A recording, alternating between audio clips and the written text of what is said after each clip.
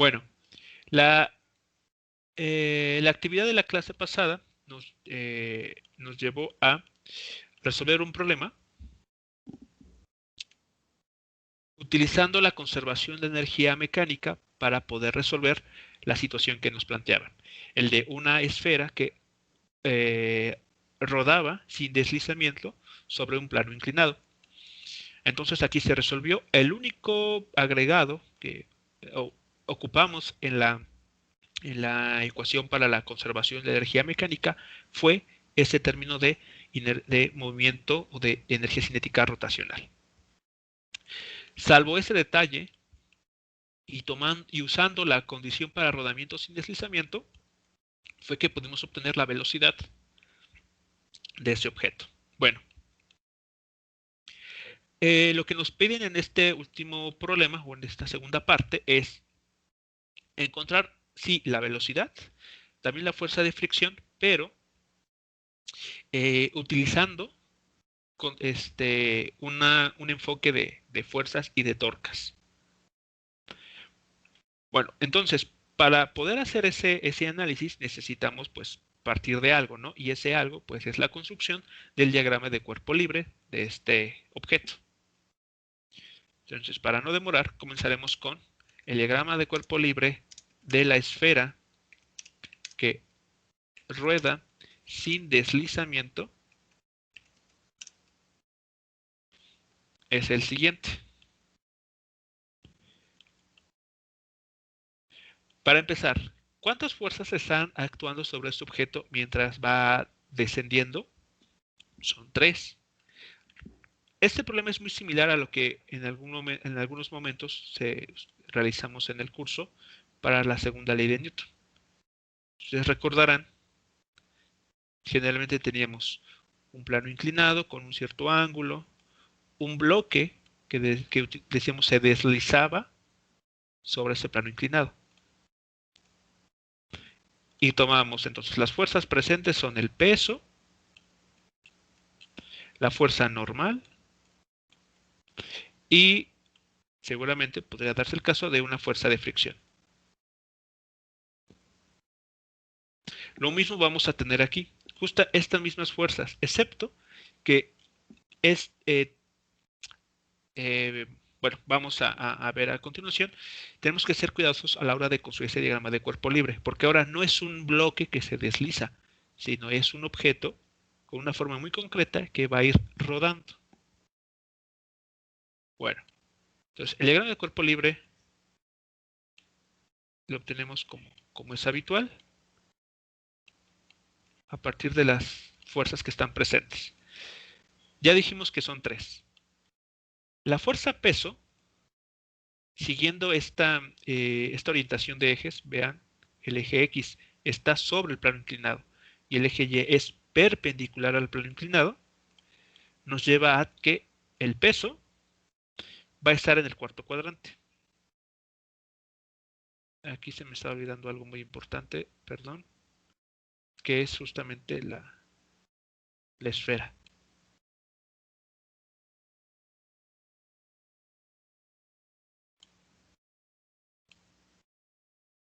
Aquí está la esfera. Por lo tanto, el peso, el vector peso, va a estar en el cuarto cuadrante, pero no solo eso, sino que este vector pasa por el centro de masa de la esfera. Siempre va a pasar por el centro de masa. Entonces aquí tenemos el peso. Aquí está él haciendo el ángulo θ, que es el del plano inclinado. Otra fuerza que tenemos es la normal. La fuerza normal. Vean, aquí está, ¿no? Siempre haciendo 90 grados con la superficie. Bueno, en este caso, para este problema, la normal va a estar sobre el eje Y positivo, pero también tiene la característica de que va a estar pasando por el centro de masa de esta esfera.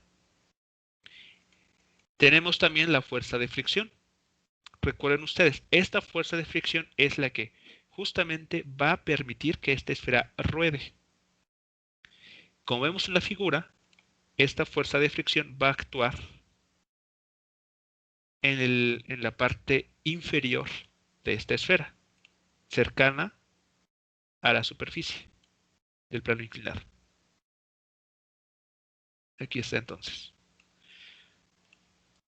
Recuerden ustedes, esta fuerza, si bien actúa de forma horizontal, es decir, en el eje X negativo, no es correcto dibujarlo sobre el centro de masa.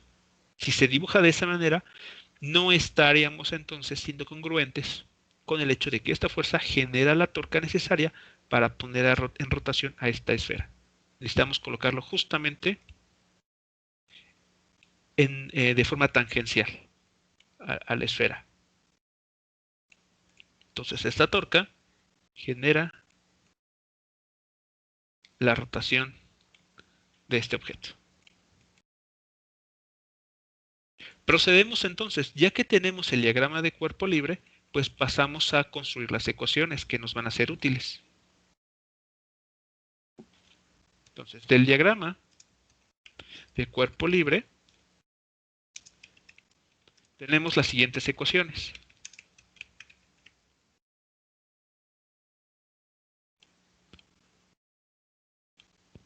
Recordemos, de un análisis del diagrama de cuerpo libre, de manera, pues espero que lo recuerden perfectamente, se obtiene las fuerzas, ¿no? Para las fuerzas, como es habitual. Vamos a tener dos ecuaciones, una para cada eje. Lo voy a poner aquí a continuación. Inciso A, por ejemplo, o I, eje X. Más adelante construiremos para el eje Y.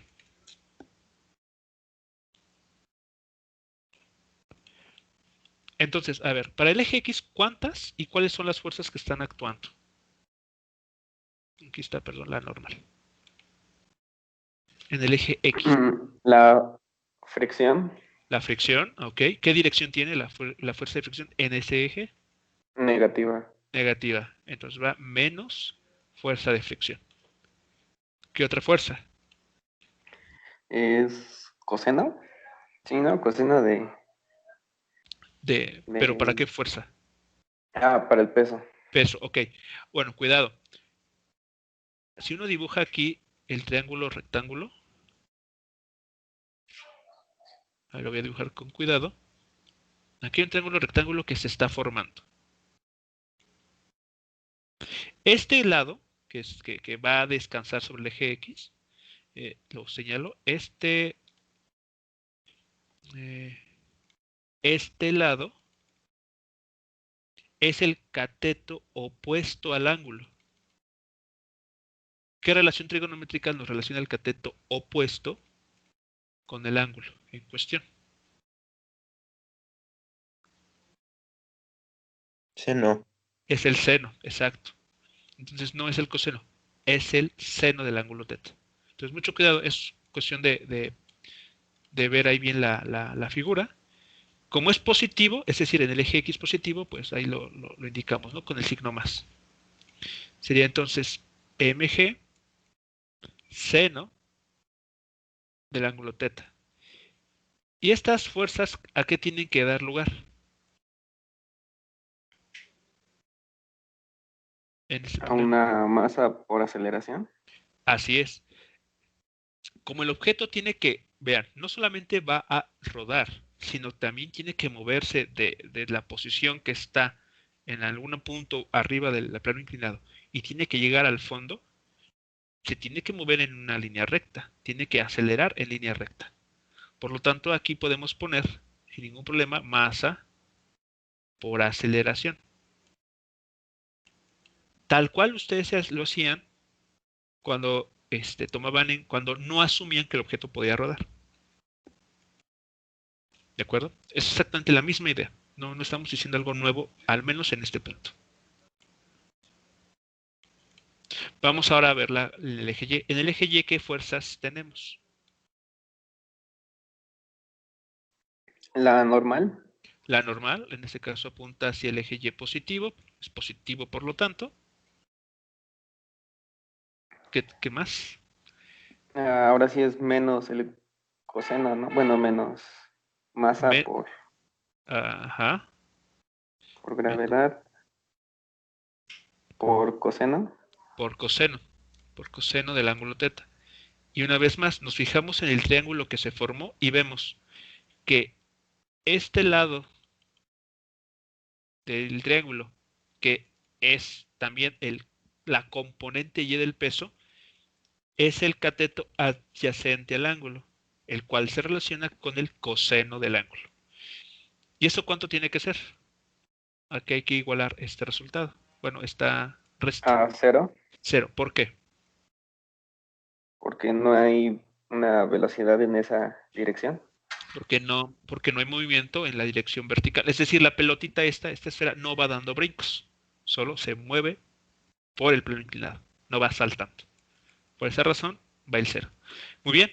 Entonces, estas son las ecuaciones típicas que uno obtiene cuando hace el análisis de fuerzas. Pero nos falta algo, el rodamiento. Hay que tomar el rodamiento. Y para ello, vamos a considerar las torcas.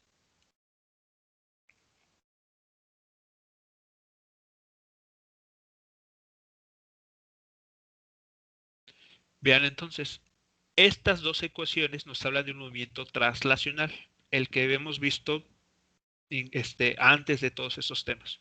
Lo que ustedes resolvían en el segundo parcial es esto, movimiento traslacional. Todo esto que está aquí es conocido. Para las torcas que hay que construir, recordemos, nos dice la suma de todas las torcas o bien la torca resultante que va a generar una aceleración angular aquí, que es inversamente proporcional a la inercia rotacional del objeto que esté rodando o girando. Bueno, vamos a construirlo entonces. Vamos a analizar. De estas tres fuerzas que están actuando sobre esta esfera, ¿cuáles van a generar torque? La fricción, La fuerza de fricción. ¿Cuál es el brazo de palanca de esta fuerza? Es decir, recuerden, es la distancia que hay entre el eje de giro, que está justo en el centro, y es el el radio, punto. Exactamente. Y la distancia que hay entre el eje de giro y el punto de aplicación, que es justamente el radio de esta esfera. Así es. O sea, esta distancia entre el eje de giro y el punto en que se aplica la fuerza de fricción es justamente el radio de nuestra esfera. Entonces aquí tenemos, ¿cuál es la fuerza? La de fricción.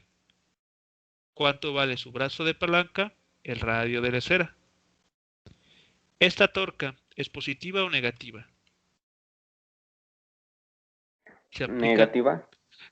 así es, se aplican la regla de la mano derecha, es decir, toman en cuenta esta fuerza. También como es, Ajá. gira en la misma dirección que el reloj, ¿no? Por eso es negativa. Ok, bueno, como es un plano, como el problema está en un plano, Ah, bueno, ajá. coincide. O sea, esa que tú comentas coincide perfectamente. Si fuese un problema en tres dimensiones, ahí sí sería más complicado poder observarlo. Pero como es un plano, afortunadamente, no hay mucho pierde. Uno lo puede decir casi de manera automática, que la torca va a ser negativa. Bueno, bien. Ok, ¿y esto qué produce? Habíamos dicho, va a producir una aceleración. ¿Esta aceleración qué dirección tiene? ¿A favor o en contra Ah, de las manecillas? a favor. A favor. Por lo tanto, es negativa. ¿De acuerdo? Cualquier desplazamiento angular a favor de las manecillas del reloj se le hace acompañar de un signo negativo. Bien, aquí nos piden la inercia rotacional de esta esfera. Como es una esfera que está rotando o girando, mejor dicho, alrededor de su centro de masa, entonces hay que buscar en estas tablas, el valor de inercia. Aquí está entonces. La esfera uniforme de R0 es esta. 2/5 de mr0 cuadrada. Entonces, bueno, la volvemos a sustituir aquí, la ocupamos en esta ecuación. Esto es de tablas. 2/5 de la masa de esa esfera, aquí, perdón, muevo este, por su radio elevado al cuadrado.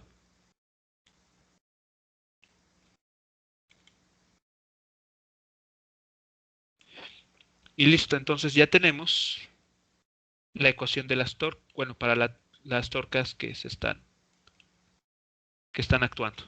Si hubiese alguna otra fuerza aplicada sobre este objeto a alguna distancia distinta de cero, tendríamos que considerar entonces el efecto de esa fuerza. Se me ocurre, por ejemplo, que además de la fuerza de fricción hubiese, no sé, un hilo, piensen en esto, un hilo que esté enredado en la esfera y que una persona la esté jalando. Pensemos entonces que la fuerza tiene esta dirección, esa fuerza hipotética. Bueno, pues como ven, hay que considerar esa torca, la torca debida a esta fuerza. Y entonces en este cálculo nos faltaría incluir justo esa fuerza, la torca debida a esa fuerza. Y claro, en la segunda ley de Newton también. Eso lo comento por si en algún lo tengan presente, ¿no? O sea, puede haber siempre más de una fuerza que produzca una torca. Bueno, teniendo esto, ¿qué procede a continuación? Vean, de esta ecuación podemos conocer una expresión para la fuerza de fricción, que es igual a 2 veces la masa, el radio, sobre 5, multiplicado por la aceleración angular.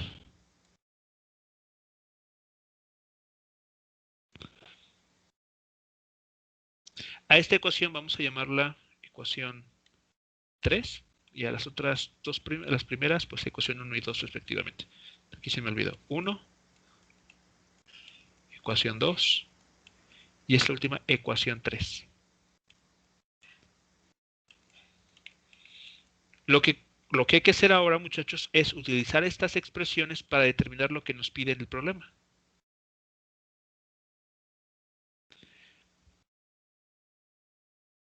¿Cómo podemos entonces hacer esto? Bueno, vean.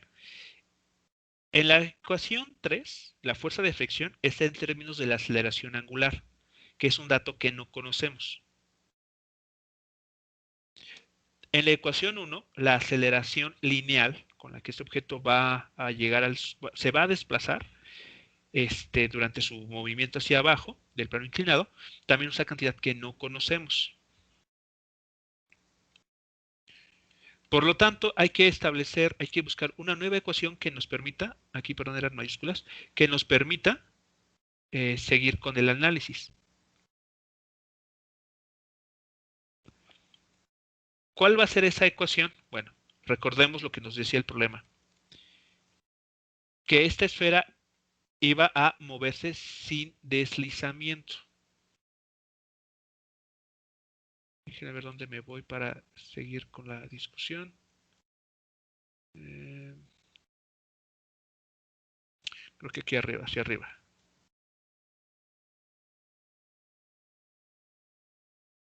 Voy a hacer un espacio.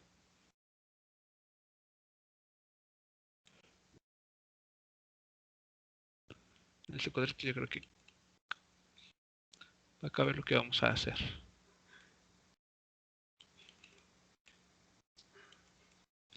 Y entonces, un dato muy importante. Esta rueda va a moverse sin deslizamiento. Lo escribiré aquí. Como la rueda o la esfera, mejor dicho, como la esfera rodará sin deslizamiento,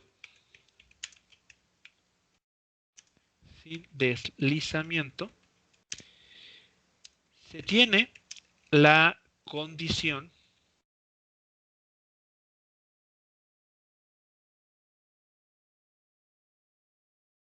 siguiente. A ver, recuerden ustedes, la condición para rodamiento sin deslizamiento nos decía la velocidad lineal por el radio del objeto por su velocidad angular. Si ustedes derivan respecto al tiempo esta ecuación, a la izquierda, ¿qué obtienen? Si derivan v, ¿qué obtienen?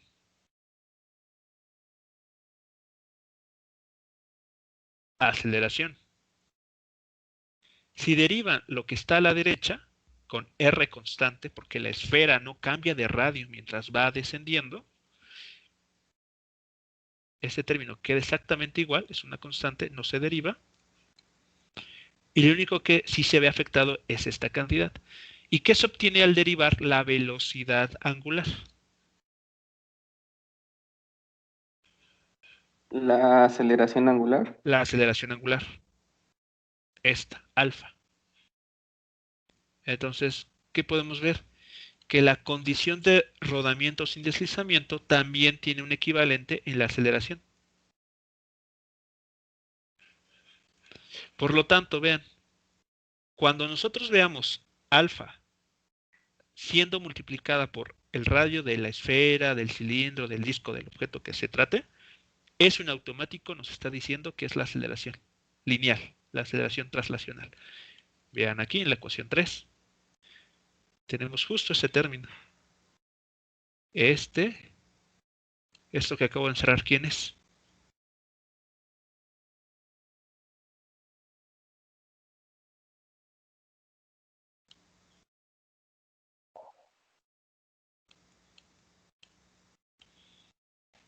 Esto que está aquí encerrado es justamente esta aceleración. Esta. Es la condición de rodamiento sin deslizamiento. Aquí está. Entonces, bueno. Haremos entonces el comentario. De esta ecuación. Ok, entonces de esta ecuación. De esta condición. Tenemos. Pues vamos a reescribir la ecuación de la fricción. La ecuación 3. Entonces, esta ecuación que habíamos escrito aquí,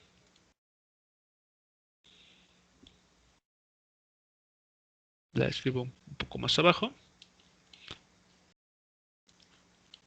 Podemos reemplazar a alfa por aceleración entre radio. Entonces, esta alfa que está aquí, la vamos a reemplazar por aceleración a entre R0, que es el radio de la esfera. Podrá notar entonces que esta R0 se hace uno con esta otra, quedándonos finalmente 2 veces la masa de la esfera por la aceleración lineal entre 5.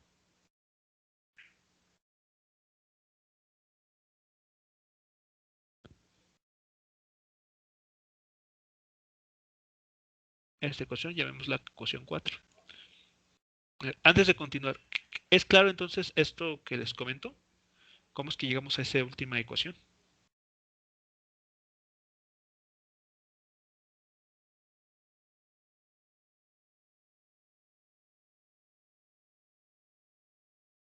Sí, profe. ¿Sí? Entonces, ¿qué basta por hacer? Bueno, la ecuación 4, que es la de la fuerza de fricción, pero en términos de la aceleración lineal, hay que sustituirla en la ecuación 1. Como en la fuerza de fricción ya aparece A, después hay que factorizarlo, juntarlo con la A que aquí aparece, y comenzar a hacer los despejes. Perdón, aquí también se me fue, es una M mayúscula. Es la costumbre de escribir siempre las M como las masas como M minúsculas, pero es una masa mayúscula. Bien, entonces hagamos eso. Voy acá arriba, en este espacio, y vamos a decir eso, ¿no? Sustituyendo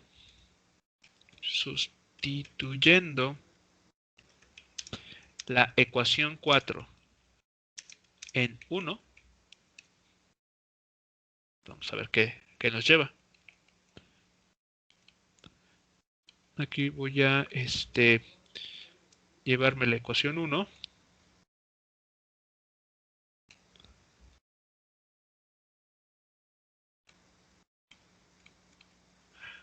Ok. Y FR, la fuerza de fricción, solo para acordarme, vale 2 veces la masa por la aceleración entre 5. Muy bien, entonces aquí, en esta ecuación,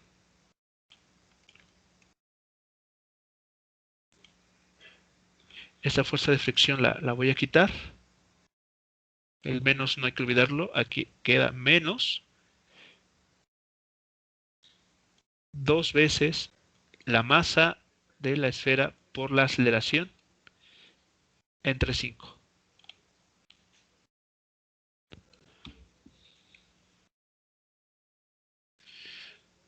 Podemos ver que la masa el término de masa se va a cancelar, ¿no? Porque aquí aparece y aquí aparece. Entonces la masa no va a afectar en nuestras ecuaciones.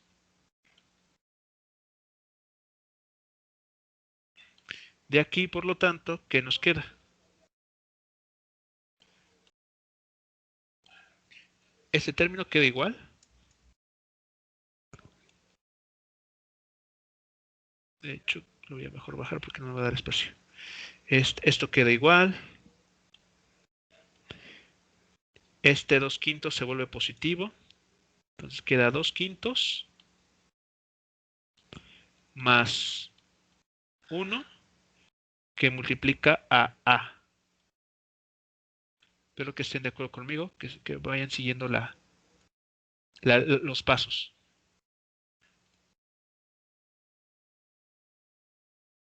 Este menos 2/5 lo paso del otro lado como más 2/5. Factoricé la A, por lo tanto de este término, aquí queda un 1. ¿Cuánto da esto? ¿Cuánto da 2/5 más 1?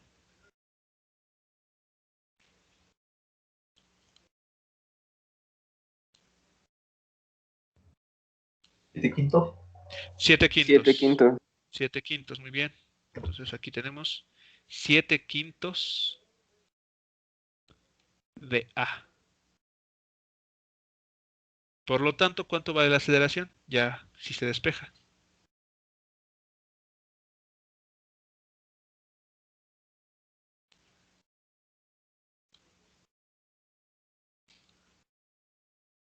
Por lo tanto, A vale. 5 veces. Gravedad. Ajá. Sería 5/7 de la gravedad Por el seno. por el seno de teta. Así es. Y listo, entonces ya tenemos la aceleración. Con esta aceleración, este objeto va a estar descendiendo.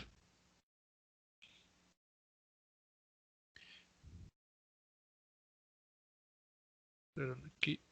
Perdón. Se movió un poco. Esto.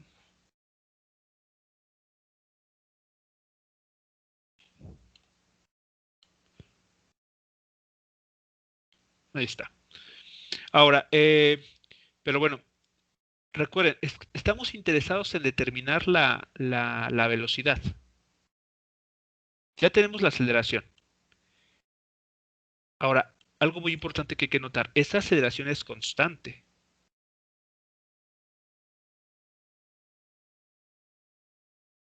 Si tenemos una aceleración constante, podemos ocupar las ecuaciones de la cinemática. para movimiento con aceleración constante o movimiento rectilíneo uniformemente acelerado, si ustedes gustan utilizar ese nombre. Entonces, utilizando esas ecuaciones, las de la cinemática, pues podemos continuar aquí el análisis. Entonces, dado que la aceleración es constante,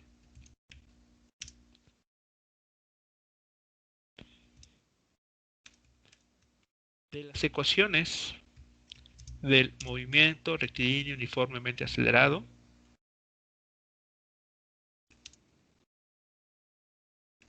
tenemos, vamos a utilizar esta ecuación, la que nos dice velocidad final al cuadrado es igual a velocidad inicial al cuadrado más 2 veces la aceleración por el desplazamiento.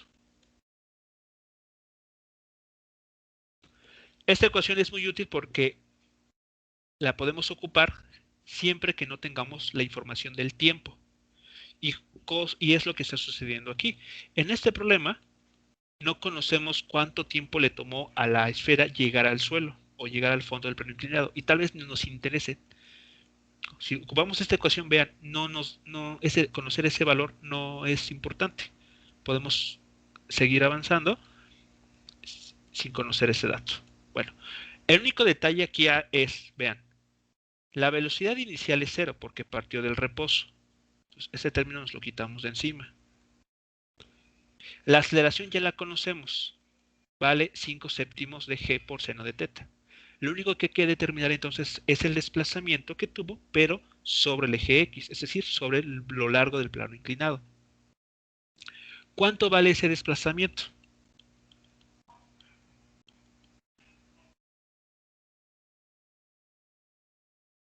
Hay que determinar esta distancia. Esta distancia que avanzó.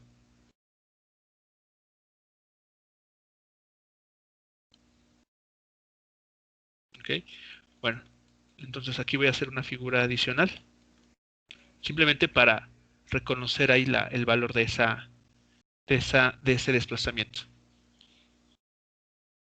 Entonces, como una imagen auxiliar, tenemos, aquí es el plano inclinado, tenemos la base del plano inclinado aquí,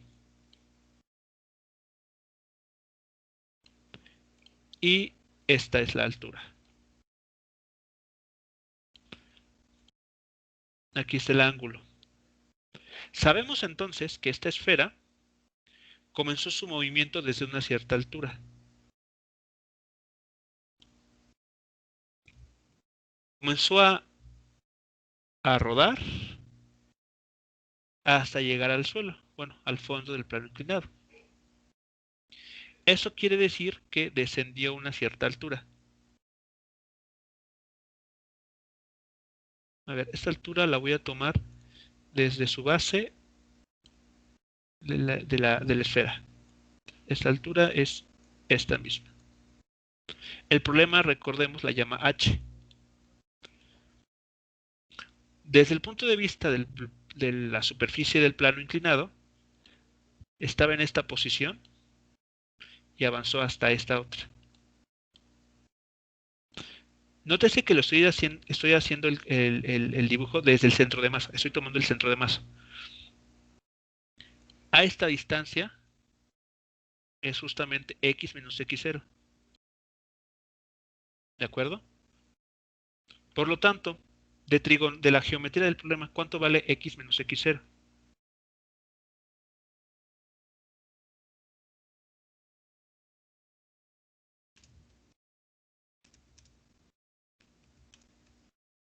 Es el triangulito, ¿cómo se llama?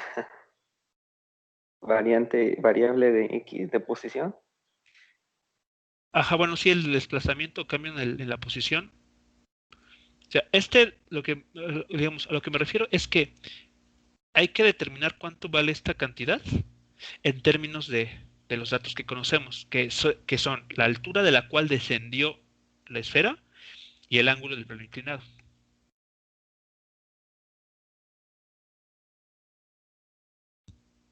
O sea, piensen este x menos x0 como este lado de un triángulo rectángulo.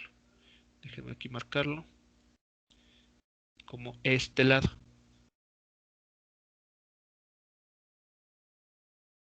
Ah, pues es la hipotenusa.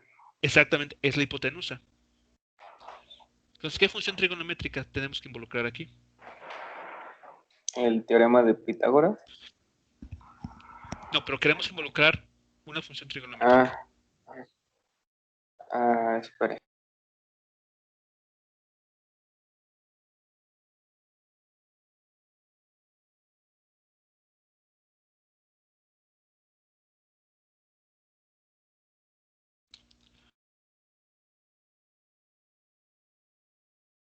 A ver, si dividimos h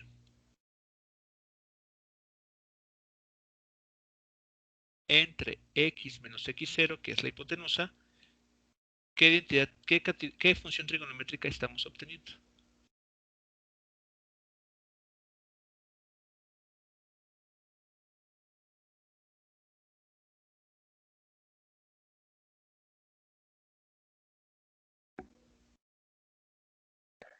Cateto, sí, ¿no? O tangente.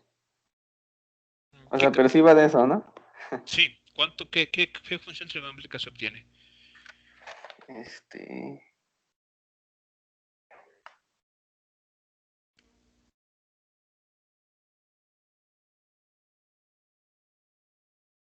Que es cateto opuesto entre hipotenusa.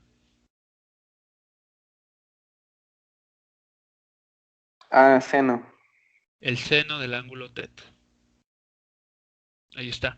Por lo tanto, si despejamos a esta distancia, x menos x0, ¿qué resultado obtenemos?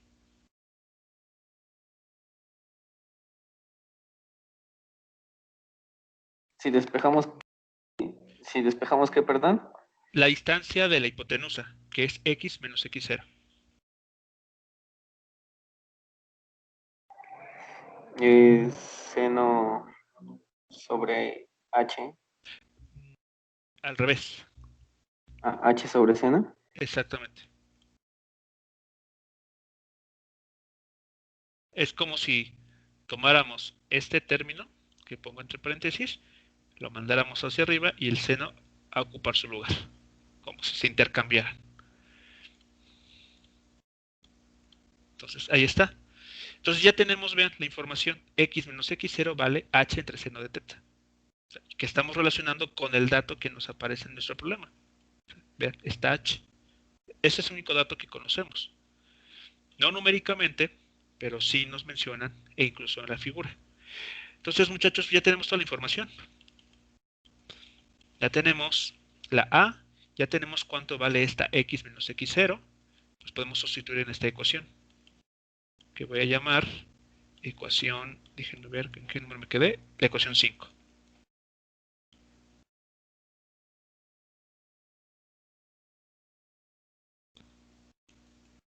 Entonces, sustituyendo los valores de la A y de x menos x0 en la ecuación 5,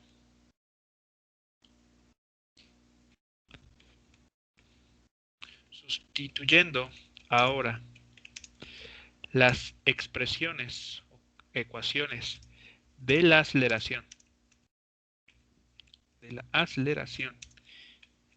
y de x menos x0,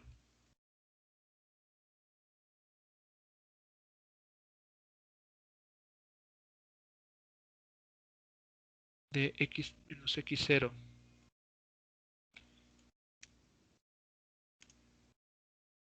en la ecuación 5, tenemos finalmente el valor de la velocidad, que es justo la que estábamos buscando. Entonces la velocidad final va a ser igual a una raíz cuadrada, porque al momento de despejarla hay que quitar este cuadrado, 2 veces a es 2 veces a, que en este caso a vale esto que está aquí puesto.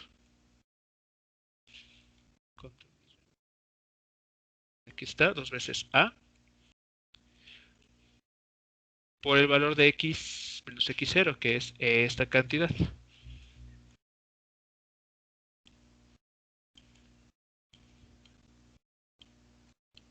A ver, es este 2. Raíz cuadrada. ¿Qué podemos notar aquí? Bueno, seno se cancela con este seno, o se hace un 1. Entonces, finalmente, ¿qué obtenemos? Sería 10 séptimos de G por H por el seno de teta.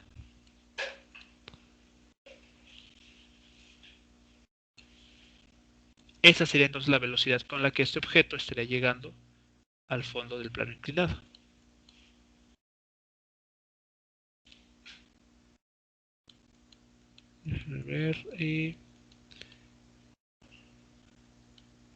A ver, perdón.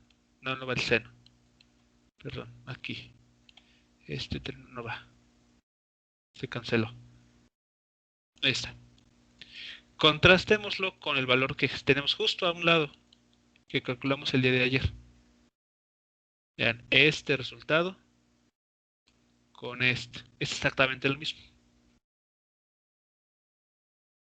Es decir, lo que quiero aquí resaltar es que un mismo problema lo pueden ustedes analizar por conservación de energía mecánica o bien por un análisis de fuerzas y de torcas. Y obtienen el mismo resultado. Si obtienen el mismo resultado, pues es que el ejercicio pues, está bien. Profe. Sí. ¿Esto también aplica para el ejercicio 2 de la tarea? El ejercicio 2 de la tarea. El ejercicio 2 de la tarea se puede resolver por ambos métodos. Claro. Si ven aquí, utilizando la conservación de energía mecánica es tal vez mucho más fácil. Porque solamente todo se basa en la energía mecánica antes y después. En un instante inicial y en un instante final.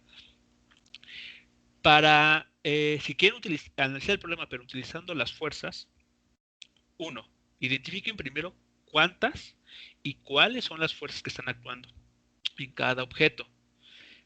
Si no me recuerdo, el problema número 2 les habla de 2 bloques y una polea.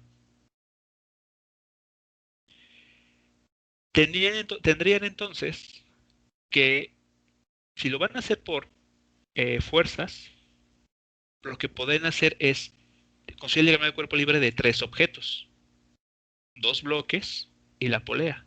Porque ahora la polea tiene una forma, me parece que es un cilindro o algo así les dice el enunciado. Ajá, bueno, es lo que yo hice. Ajá. Por eso, e hice de 3 el diagrama de cuerpo libre de los 3. Ok, entonces, pero ajá.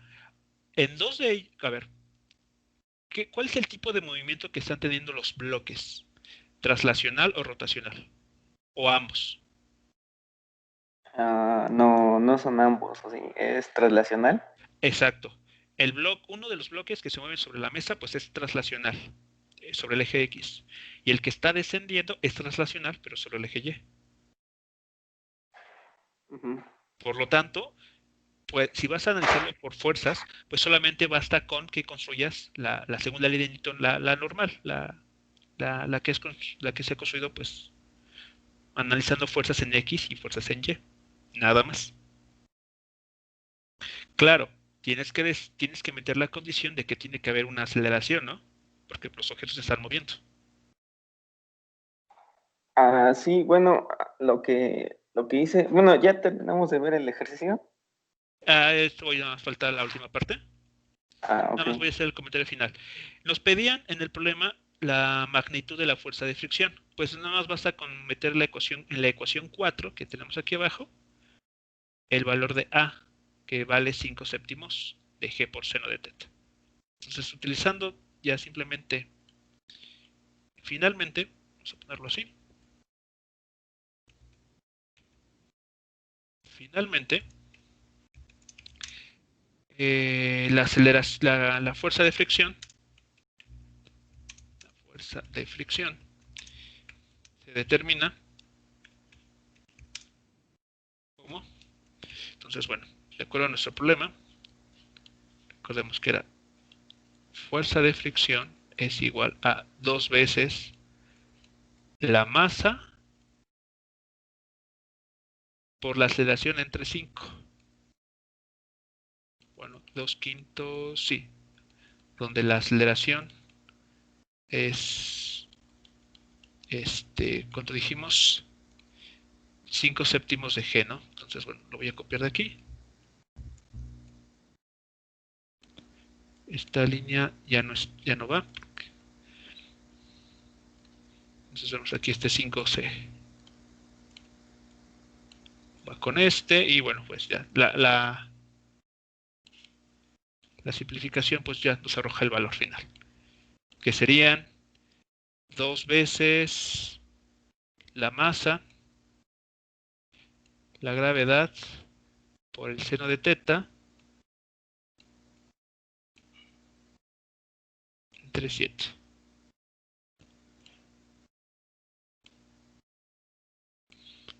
Y listo. Entonces, este sería nuestro resultado final y con este, ahora sí, estaremos cerrando el ejemplo de este día y de hecho, pues ya el ejemplo final de este curso. Les voy a hacer llegar el material desde cinemática, sí, lo que empezamos a ver de cinemática hasta esta última parte para que también lo tengan. Lo voy a publicar en formato PDF en Classroom para su posterior consulta. No sé si existe alguna pregunta o comentario sobre este ejercicio o en general sobre los temas abordados aquí.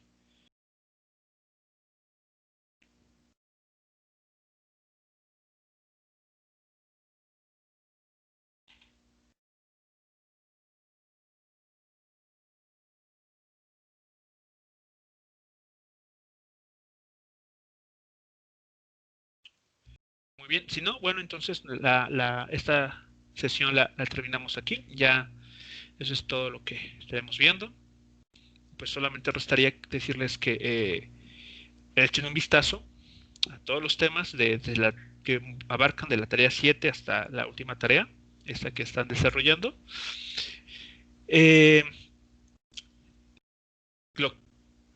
Concretamente sobre los temas de colisiones en 1 y 2 dimensiones, cálculos de inercias rotacionales, cálculos de I, de inercias rotacionales, movimiento de este estilo cuando hay un objeto que solamente tiene que girar, o bien cuando hay dos tipos de movimiento, o sea, cuando el objeto tiene que rodar sin deslizamiento.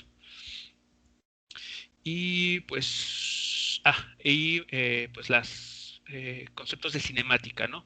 La aceleración angular, velocidad angular y desplazamiento angular. Esos serían los temas que les quiero que le echen un vistazo.